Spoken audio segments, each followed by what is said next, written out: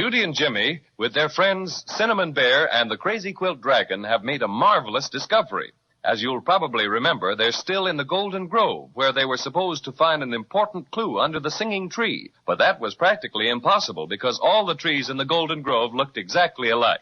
Too tired to look further, they fell asleep. And when they awakened, they discovered they'd been napping right under the very tree they were searching for.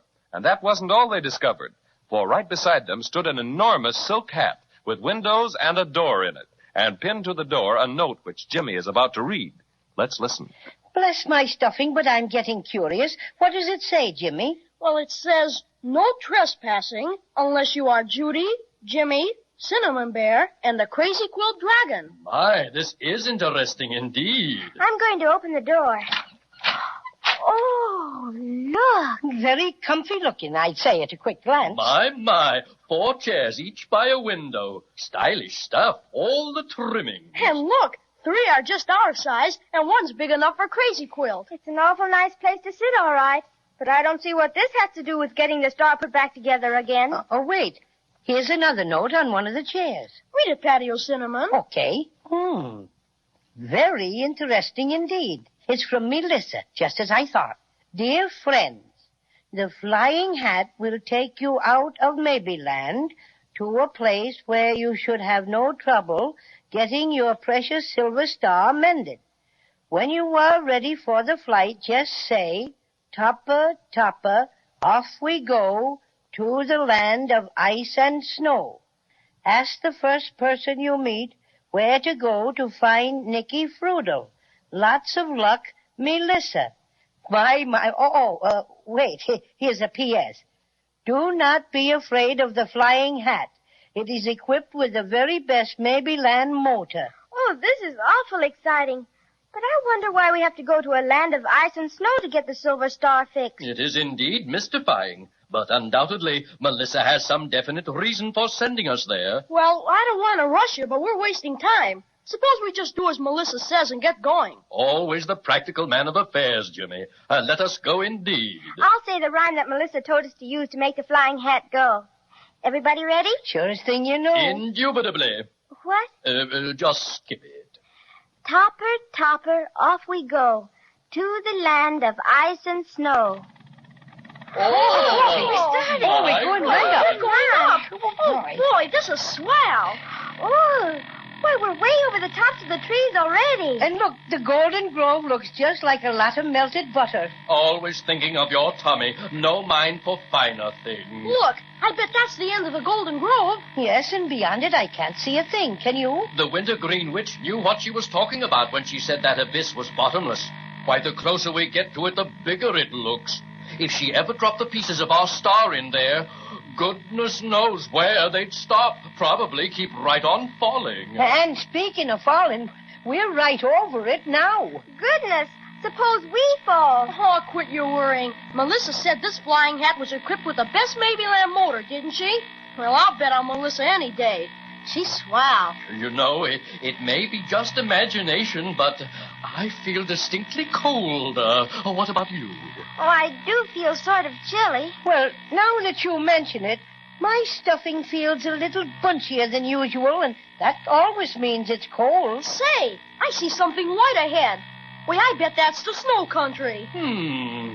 Right as usual, Jimmy. It's just as white as can be. I wonder what we're supposed to do there. And what I'm wondering about is this flying hat. What do we do to stop it? Oh, I rather think it will stop of its own accord. Yes, but when? For all we know, it'll just keep right on flying and flying and flying. Oh, you know motors just can't keep on going forever. You gotta put something in them. Anyway, Melissa's note said the flying hat would take us someplace. And you know Melissa always tells us the truth. Oh look. We're going down. Here we go. We're going to land on a hill. Oh, yes. Come on, let's get out. Isn't it cold? You bet. Gee, I wish I had my sweater. I could use my green flannel underwear right now. I'm a bit afraid my Crazy Quilt colors will get frozen blue. Look at the flying hat. Why, it's tipping itself, just like it was saying goodbye. Look, now it's flying off. Yes.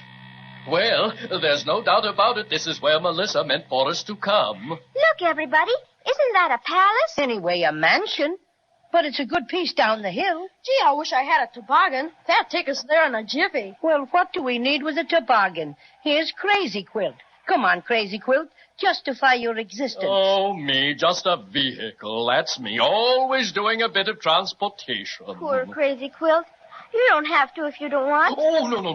Oh, no, I was just grumbling. Tobogganing is what I've always longed to do. Climb on. Oh, just a minute till I tuck my legs under me. Yes, there, that's right. Now, off we go.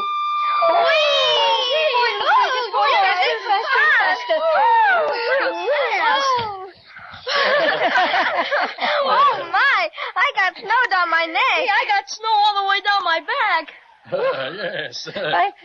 I feel like a cinnamon bear frozen pudding for sure. Let me dust the snow out of your fur, Patty, dear. Thank you, Judy. Just a little patch back of my left shoulder blade. Thanks a lot.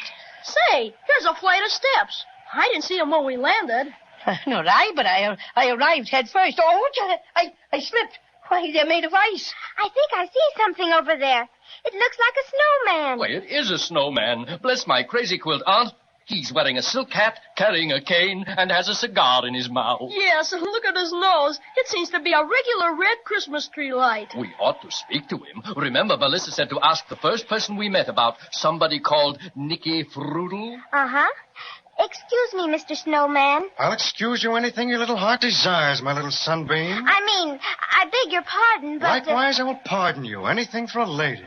Well, do you know somebody called Nicky Frudel? Nicky Frudel. Let me see. Yes, you must mean Nicky Frudel. Nice chap, Nicky. Yes, indeed. Very nice. Used to play a bit of snow tennis with him. Fine game, snow tennis. You don't play it at all like lawn tennis. Not at all. Grasping the racket, firmly twitch thumb and index finger, you essay to strike the pellet. Yes, but... My goodness, Judy. His nose is turned from red to green. Bless my stuffing, it's just like a stop-and-go light. How come this change of color, friend Snowman? Glad you asked me about that, my friend. Glad you asked me. Just a gadget I rigged up last year. Quite a novelty, if I do say so myself. I was directing traffic up to the Winter Sports Carnival. Glad you like the little knick-knack? Yes. Look, his nose has changed to red again. But despite the changeability of your olfactory organ... My goodness, why does Crazy Quilt have to talk like that? Showing off, that's all. He's just showing off. Well, we are beginning to partake of the frigidity of this northern climate and would be guided to the vicinity of one Nicky Frudel. Who? Nicky Frudel. Oh, yes. Didn't you mention him a while ago? Sure we did. I thought the name sounded familiar. Well, where is he? Where can we find him? Oh, so you want to meet him, eh? I don't blame you, my friends. Nice fellow, Nicky. Used to play a bit of snow Yeah, tennis. we know. Snow tennis. Yes. How things do get around. And who told you that, my little icicle? Gee willikers, you just told us that yourself just a minute ago. So I did. Well, my little lad, you may enter the presence of Nicky Frudel by going up those steps and ringing the bell. Look, his nose has changed from red to green again.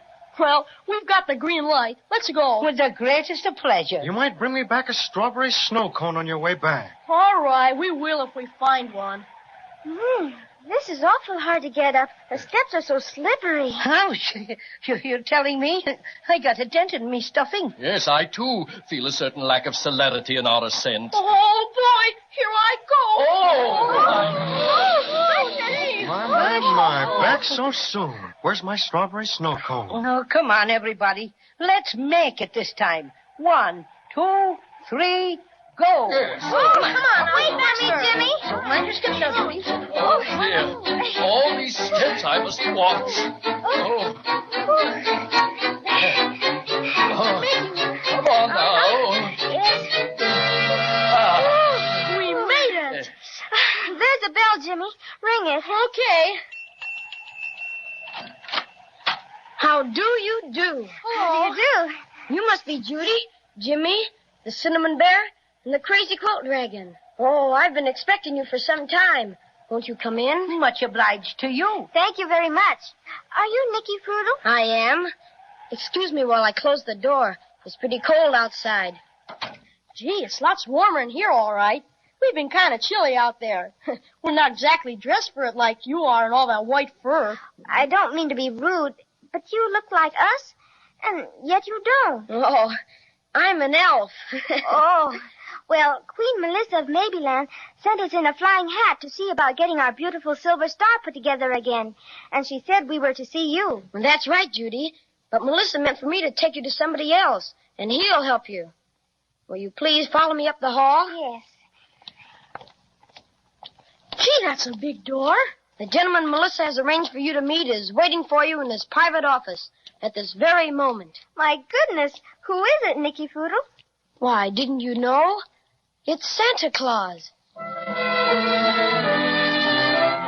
Santa Claus? I had an idea that's who it was going to be all the time, but I wasn't quite sure. And now that I know, I'm certainly going to be on hand next time when Judy and Jimmy meet him. Yes, sir, a visit with Santa Claus is one thing I couldn't miss.